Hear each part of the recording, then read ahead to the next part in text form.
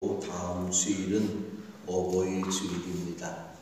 사랑하는 성도 여러분의 가정에 예수님의 부활의 생기에 봄바람이 불어와서 임마누엘 가정이 되어서 행복한 가정이 되시기를 주님의 이름으로 축원합니다. 아멘. 가정의 달을 우울하게 만드는 사건이 일어났습니다. 의붓 아버지가 13살 의붓 딸을 성추행하고 이 사실을 친부에게 자신의 성폭행 사실을 알리자 의붓 아버지가 의붓 딸을 살해하고 유기했던 것이죠. 의붓 아버지가 친모가 이전부터 아이를 학대했다는 유가족 증언이 나왔는데 30일 날 손녀 애양의 13살 먹은 그 애양의 시신인 신계 절차를 위해서 광주 동부경찰서를 찾았던 친할아버지가 친해진에게 이렇게 말을 합니다.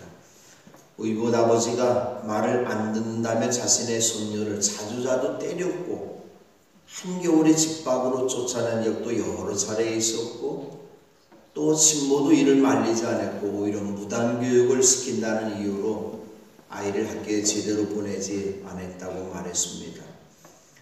가정은 진정 이 세상의 아름다운 안식처가 되어야 되는데 살벌한 폭행의 현장이 되었습니다. 아라비아 속담에 이런 말이 있습니다.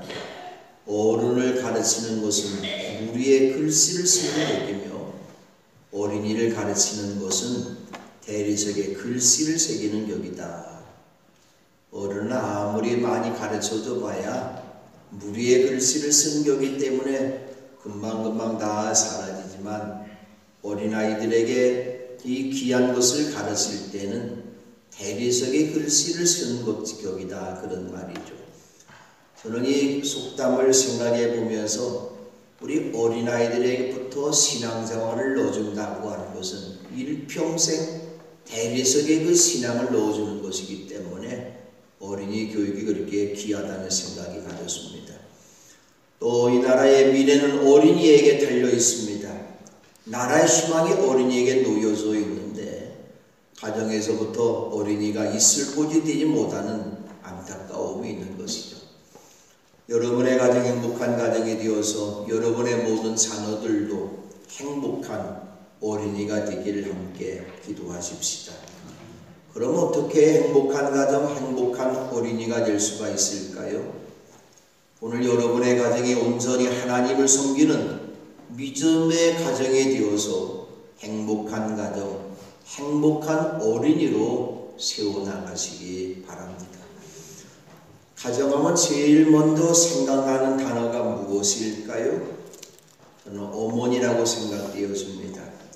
그리고 어머니께서 우리 가정을 통해서 가장 원하시는 그런 말이 무엇일까요? 행복이라고 하는 말이죠. 그러므로 행복은 가정에도 제일로 소중한 단어고 가정에 행복이 없다? 그건 가정이 아닌 것이죠. 가정의 달을 맞이하면서 성도 여러분의 가정이 주님 안에서 행복한 가정이 이루시기를 주님의 이름으로 축원합니다. 아멘. 그럼 우리 가정에 무엇이 많이 있길래 행복할까요? 돈이 아주 많이 있으니까, 화려하고 멋진 좋은 집에도 살고 있으니까, 금은보화가 많이 있으니까 행복할까요? 그건 행복이 아닌 것이죠. 행복의 어떤 조건이 조금 필요한지 모르지만 그 자체가 행복이 아니라 그런 이야기죠. 그럼 우리 가정에 무엇이 있길래 우리 가정이 그렇게 행복할까요? 이 세상의 모든 가정에서는 여보라고 부를 수 있는 남편이 있고 아내가 있기에 행복한 것이죠. 또 사랑하는 아들, 딸이 있기에 행복한 것이죠. 또 우리를 낳으시고 아버지와 어머니가 계시기 때문에 우리는 행복하다고 하는 것이죠. 그 가운데 가정 행복의 꽃과 열매는 누구일까요? 저는 아들과 딸이라고 생각됩니다. 우리가 부모가 된 것은 자녀가 있기 때문입니다. 그러므로 가정에도 제일로 소중한 단어는 자녀라는 단어죠. 자녀는 가장 행복한 가정을 완성하는 단어라고 하는 것이죠. 누가 아버지, 어머니라는 말을 들을 수 있을까요? 결혼한 이후에 자녀를 낳은 사람들이죠. 여러분에게 자녀 주신 분 누구일까요? 내가 아내와 함께 동침해서 자녀를 얻었습니까? 아니죠. 위에 계신 하나님이 주신 것이죠. 그러므로 여러분의 가정에 혹시 자녀가 없다면 사무엘의 어머니 한나와 같이 하나님 앞에 태의 문을 열어달라고 간구하시는 여러분 되시기 바랍니다. 제가 목회하면서 지금까지 많은 사람들을 결혼 주례를 했는데 제가 결혼 주례에서 아기를 못 낳은 사람은 한 가정도 없어요. 하나님이 이렇게 축복해 주셨고 또 사람들이 저는 딸이 그래도 좋은데 그래도 제가 결혼 주례한 사람들은 거의 90%가 아들을 먼저 낳더라고요. 그러니까 아들 낳고 싶으면 저한테 결혼 주례 받으면 100% 아들 낳을 텐데 또 문제가 뭐냐? 제가 우리 집 아들은 아직 아들을 낳지 못했는데 괜찮아요. 이제 그만 낳고 딸만 셋만 잘 기르면 좋겠다. 저는 그런 생각이 되었습니다. 요즘에 결혼하지 않는 사람들이 점점 늘어나고 있습니다. 배우지 못했으니까, 얼굴이 못생겨서, 돈도 없으니까, 또 시골에 살으니까 결혼 못하는 사람들도 많이 있지만 때로는 결혼할 수 있는 그런 여건이 있는데도 결혼이라는 건 인생의 자유를 잃어버리고 구속되는 것이라 생각하면서 결혼하지 않는 사람도 있어요. 그리고 결혼한 사람들 가운데서도 옛날에 우리 어른들이 그런 말씀을 많이 하시죠. 무자식이 상팔자다. 가지 많은 나무에 바람 날 날 없다. 그러면서 자녀를 낳지 않는 사람들이 많이 있는 것이죠. 그건 왜 그럴까요? 자녀 낳고 기른다는 것이 예전보다 어렵다 그런 이야기죠. 정말로 자녀를 낳고 키우는 과정이야말로 정말로 어렵고 힘든 일이죠. 또 자녀는 부모의 마음대로 자라나지 않는다고 한 것이죠. 재벌 회사 회장님들께서 모든 일을 자기가 잘하고 있고 회사를 키워가고 있는데 자기 마음대로 안 되는 게 꼭 두 가지가 있다고 그래요. 하나는 자녀 농사가 제대로 제 마음대로 안 되고 또 하나는 골프가 그렇게 안 된다고 그래요. 아무리 잘 배워도 안 되는 게 골프라고 하는 거죠. 그럼에도 불구하고 우리 자녀들은 우리 가정의 보배이고 자녀 교육이야말로 하나님께서 우리 부모님들에게 부여하신 신성한 사명이라고 하는 것이죠. 그러므로 우리 부모님들께서는 행복한 어린이를 만들기 위해서 자녀 교육을 잘 해야 합니다. 그럼 우리가 어떻게 해야 자녀 교육을 잘해서 행복한 가정을 만들고 행복한 어린이로 만들 수 있을까요?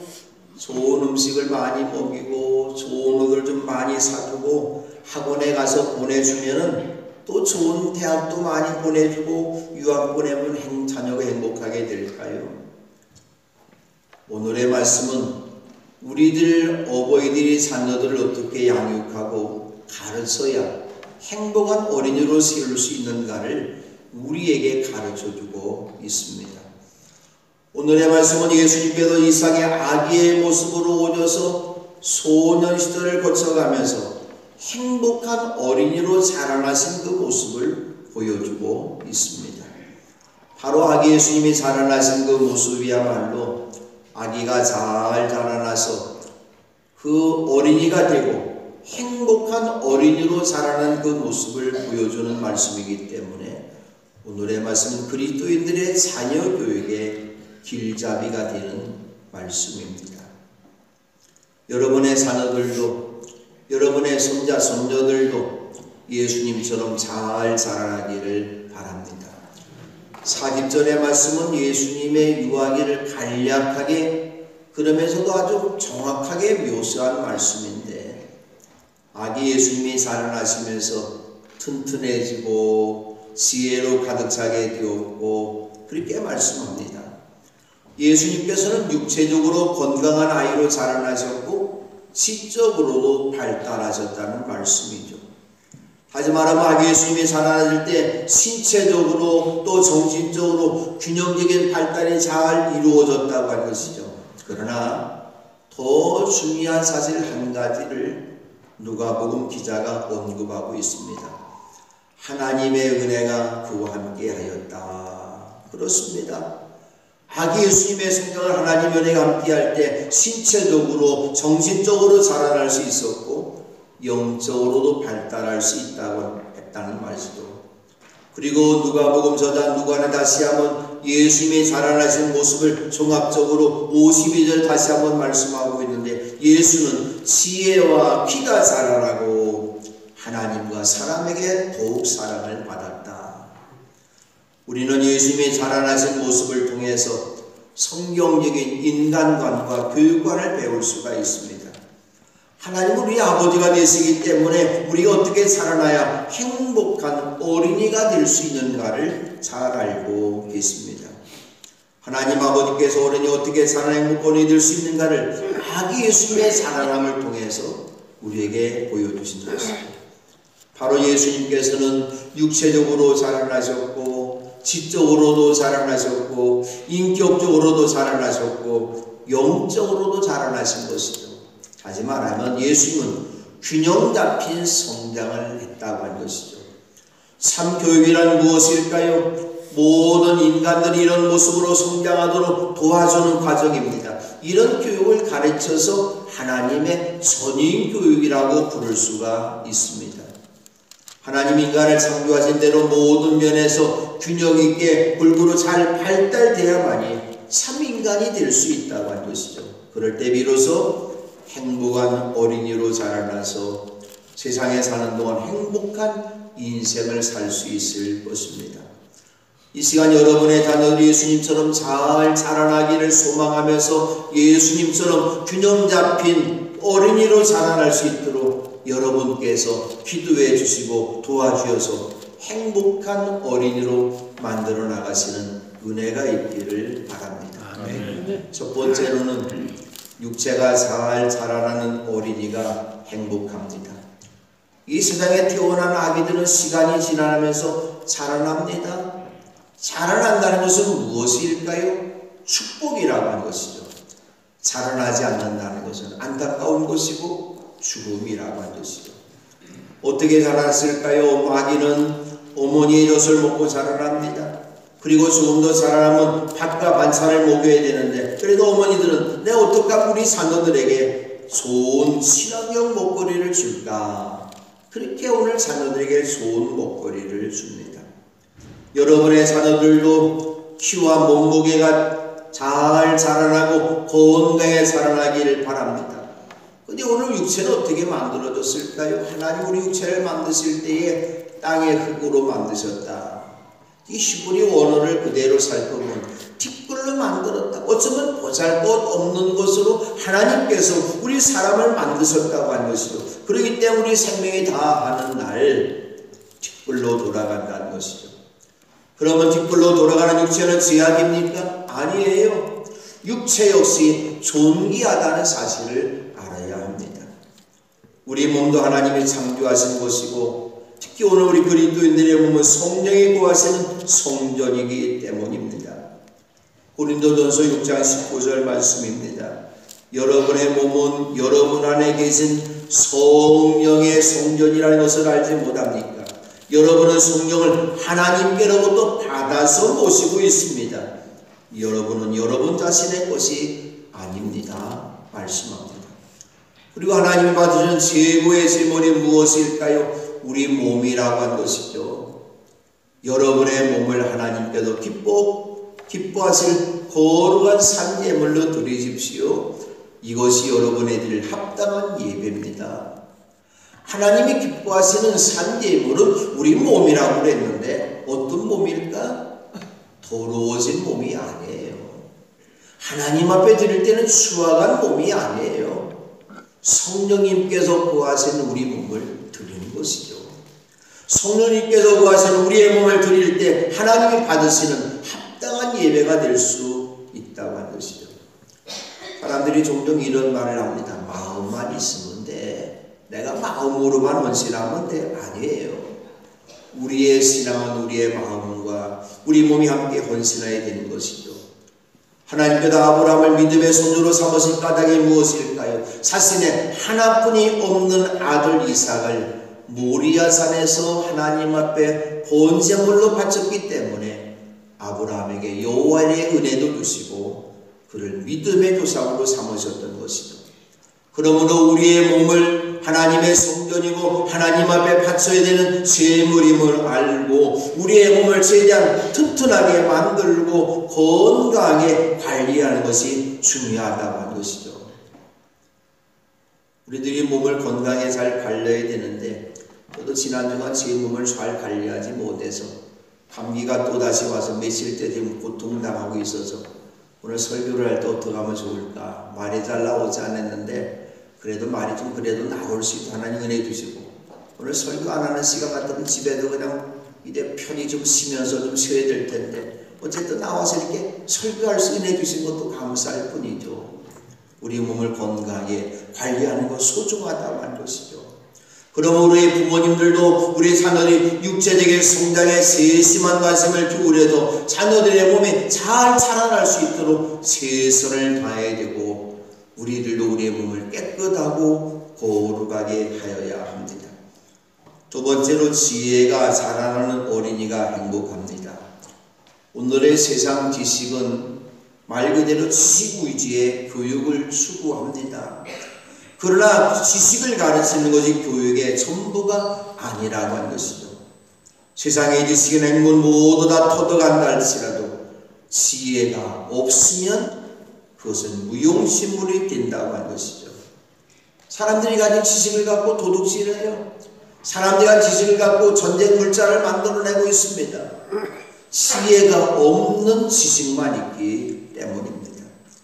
최고의 지식과 지혜를 성경이 말씀합니다. 잠언 1장 7절 말씀입니다. 주님을 경외하는 것이 지식의 근본이오늘 어리석은 사람은 지혜와 훈계를 멸시한다. 세상의 모든 지식을 내가 다 갖고 있다 할지라도 내가 박사가 되었을지라도 하나님을 경외하지 않는다면 그건 절름발의 지식에 불과합니다. 지식과 지혜의 근본 되시는 하나님을 경외하는 것, 그것이 바로 우리에게 오는 지혜일 것이고 이 지혜와 지식도 주시는 분도 하나님이시라는 것이죠. 잠언 2장 6절에 말씀합니다. 주님께서 지혜를 주시고 주님께서 친히 지식과 명철을 주시기 때문이다. 지혜 주시는 분은 하나님이 주신다는 거죠. 사람이 주는 것이 아니라고 하는 것이죠. 그러므로 지혜의 사람 되기 위해서 우리는 더 열심히 하나님을 경외하고 하나님 주신 그 말씀을 따라서 우리는 살아가야 된다고 하는 것이죠. 또 우리 자녀들에게 세상의 지식이나 학문 이전에 하나님의 말씀을 가르치고 성경을 읽음으로 지혜가 터득대가 되어지는 은혜를 주어야 되는 것이죠. 지식이 아무리 많다 할지라도 하나님 주시는 지혜가 부족하면 그 지식은 죽은 지식이 될 것이고 그 지식이 인생에 유익을 주지를 못한다고 한 것이죠. 성경을 읽고 성경 말씀대로 살아갈 때 최고의 지성의 사람이 될 것입니다. 그리고 지성의 사람에서 우리는 영성의 사람으로 올라가야 된다고 하는 것이죠. 이 세상 최고의 민족은 어떤 민족일까요? 유대인입니다.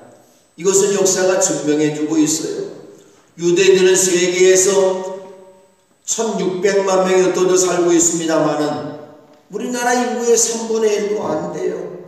자기 나라 영토에서 산데도 얼마 되지 않은데 그곳에 한 700만 명 살고 있고 그래도 제일 많이 살고 있는 나라가 미국에서 살고 있는데 680만 명이 미국에 거주하고 살고 있는데 그 작은 수의 유대인들이 미국을 움직이고 있다고 하는 것이죠. 더 놀라운 것은 노벨상 수상자가 지금까지 300명인데 넘는데 우리나라 사람은 단 한 사람 그것도 평야 노벨상을 어쨌든 받았습니다마는 이 300명이 넘는 노벨상 받은 사람들 가운데서 100명이라는 사람이 유대인이라고 하는 것이죠. 미국 대학 교수 중에 25%가 유대인이라고 하는 것이죠. 그리고 각계각층에도 지금도 지도력을 발휘하는 소명 인사들 중에 유대인들의 비율이 월등히 많다고 하는 것이죠. 그럼 어떻게 유대인들이 이런 지적 발달을 이룰 수 민족이 되었을까요? 학자들이 말하기를 선천적인 결과가 아니라고 하는 것이죠. 두뇌 자체가 좋아서 그런 것이 아니라 다분히 후천적인 노력의 결과라고 말합니다. 머리 좋은 것으로 친다면 우리나라 대한민국 사람이 머리가 또 좋은 것 같습니다. 유대인들의 비생이 발달한 것은 탁월한 교육의 결과라고 한 것이죠. 어떤 교육일까요? 이스라엘 백성들은 지금도 하나님의 말씀을 교육합니다. 쇠마 교육입니다.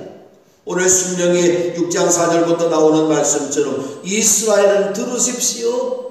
하나님의 말씀을 잘 들은 데서부터 그들은 지식과 지혜가 출발됐다고 할 것이죠.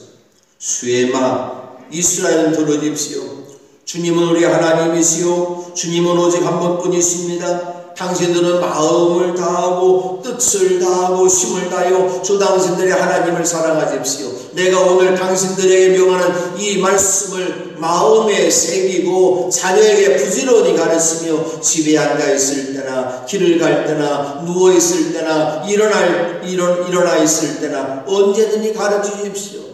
또 당신들은 그것을 손에 메어 표로 삼고 이마에 붙여 기호로 삼으십시오. 집문설주와 대문에도 써서 붙이십시오.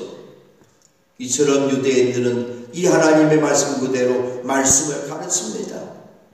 얼마나 철저한가 하면 아이가 겨우 사물을 분간할 즈음이 되면 성경책을 2마리 성경책을 줍고 그 표지에 꿀을 발라두습니다. 그러면 아이가 성경책을 가까이 하죠. 아이가 알아듣던지 못 알아듣던지 성경을 읽어줍니다. 커가면서 이 말씀을 공부하고 암송하고 실천하다 보면 지성이 개발될 수밖에 없다고 한 것이죠. 오늘 미국을 이끄는 힘이 어디에 있을까요? 군사력이 좋아서, 정치력이 좋아서, 재력이 좋아서, 핵폭탄이 많이 있기 때문에 아니에요. 지금 미국을 이끄는 힘은 성경이라고 한 것이죠. 성경 말씀이 그들 헌법의 중심에 되었어요. 헌법을 만들 때 10계명을 중심으로 해서 헌법을 만들었습니다. 하나님의 말씀이 정치의 중심에 있고 하나님의 말씀이 교육의 중심에 있고 하나님의 말씀이 가정의 중심에 있기 때문에 미국이라는 위대한 민족을 만들었던 것이죠. 그러므로 우리들도 자녀들에게 많은 공부를 가르쳐야 되지만 그 중심에 성경교육이 있음을 깨닫고 여러분의 자녀들의 학교에 보내고 학원에 보내는 것처럼 더 열심히 교회 학교에 보내시는 여러분 되시기를 바랍니다. 교회 학교에 빠지면 혼을 내서라도 교회에 꼭 참석하게 해줘야 되는 것이죠. 그래야 신앙교육은 물론이고 시성의 개발에 큰 진보가 있을 것입니다. 세 번째로 인격이 살아나는 어린이가 행복합니다. 사람은 혼자도 살 수 없는 사회적 존재입니다.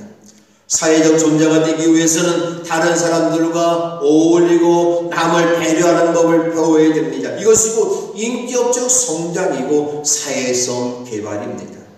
만약 이런 훈련이 되어지지 않으면 아무리 지적으로 훌륭한 박사가 되었을지라도 그는 사회에 유익을 주지 못한다는 것이죠. 그런 사람은 사회성이 결여되기 때문에 사회성에서 문제를 일으키는 사람이 될 수밖에 없고 그런 사람들이 지도자가 되었을 때에 나라와 사회가 혼란스러워진다고 하는 것이죠. 기독교 신앙은 무슨 신앙일까요? 십자가 신앙입니다. 십자가 신앙은 무엇일까요? 수직과 수평의 균형 잡는 것이죠. 어느 날 율법교사가 예수님 앞에 와서 물었어요. 선생님, 율법 가운데 어느 계명이 중요합니까? 예수님께서 그에게 최고의 율법을 말씀해 주셨어요. 내 마음을 다하고 내 목숨을 다하고 내 뜻을 다하여 주 너의 하나님을 사랑하여 하였으니 이것이 가장 중요하고 으뜸 가는 계명이다. 둘째 계명도 이것과 같은데 내 이웃을 내 몸과 같이 사랑하여 한 것이니 이 두 계명은 온 율법과 예언서의 본뜻이 달려있다고 말씀하셨습니다. 아버지 되시는 하나님을 창조주 하나님으로 믿으십니까? 오늘 우리를 돌보시고 섭리하시는 하나님으로 믿으십니까? 하나님이 만드신 다른 사람을 사랑하는 것이 바로 기독교의 신앙입니다. 하나님을 사랑한다고 말하면서 우리의 이웃을 사랑하지 못한다? 사실은 그는 하나님을 사랑하지 않는 사람입니다. 그러므로 항상 다른 사람을 배려하고 사회 전체를 생각하는 태도가 중요하다고 하는 것이죠. 어렸을 때부터 그런 태도를 길러주는 것이 매우 중요한 교육이죠. 그런데 오늘 우리의 사회 문제는 무엇입니까? 너 날 것 없이 둘도 낳지 않고 하나만 키우다 보니까 모두가 나만 알고 나만 대우해 달라고 하는 데 있습니다. 그 중심에 부모가 자격을 잘못 가리는 것이죠. 하나 아들이라 할지라도 하나 딸이라 할지라도 내 아들만 잘 된다는 그런 생각 가지니까 다른 사람을 배려하는 것이 없어요. 그런 사람들이 성실을 하니까 나만 옳고 너는 잘못됐다고 너희가 하는 모든 일들을 총패라고 말을 합니다. 잘못된 것이죠. 다른 사람들을 배려하고 도와줄 수 있는 사람이 되도록 교육시켜줘야 됩니다. 그럴 때만이 그 자녀들이 그 사람이 되고 지도자로 훌륭한 지도자로 성장할 수 있다고 할 것이죠. 정말로 여러분의 자녀들을 그 사람으로 키우고 싶다면 사회성 개발을 위해서 많은 노력을 기울이는 부모들이 되어야 된다고 할 것이죠. 네 번째로 영원히 살아나는 어린이가 행복합니다. 사람은 육체만 갖고 있는 것이 아니죠. 영원히 중요합니다. 영혼으로 하나님을 만날 수가 있고 영원히 하나님을 만나야 영생을 얻고 천국에 갈 수가 있습니다. 아무리 출세해도 구원받지 못한다면 불쌍한 사람인 것이죠. 영원히 구원받지 못한다면 그가 대통령이 되었어도 박사가 되었어도 재벌회장이 되었어도 미숫뿌리가 되었어도 그는 영원한 죽음 속에 사는 거지라고 한 것이죠. 이 사실을 예수님께서도 하셨기 때문에 사람이 온 세상을 얻고도 제 목숨을 잃으면 무슨 이득이 있겠느냐, 또 사람이 제 목숨을 되찾는 대가로 무엇을 내놓겠느냐 말씀하신 것이죠. 세상의 모든 걸 다 얻었다 할지라도 자기 목숨을 잃으면, 내 영혼을 잃으면 아무 소용이 없는 것이죠. 그래도 다윗은 내 영혼아 깨어나라, 자기 영혼을 깨어나라고 자기를 향해도 채찍을 냈던 것이죠. 여러분의 자녀를 최고의 자녀로 키우고 싶으십니까? 영원히 살도록 양육해야 됩니다. 영원히 살기 위해서 신앙을 심어주고 그들의 영혼이 살아계신 하나님을 만날 수 있도록 도와줘야 됩니다. 또 우리 자녀들을 하나님께서 우리 자녀들의 영혼을 어루만져 줄 수 있도록 우리 자녀를 하나님 앞에 맡겨야 됩니다. 하나님 앞에 우리 자녀를 맡긴다는 것은 무엇입니까?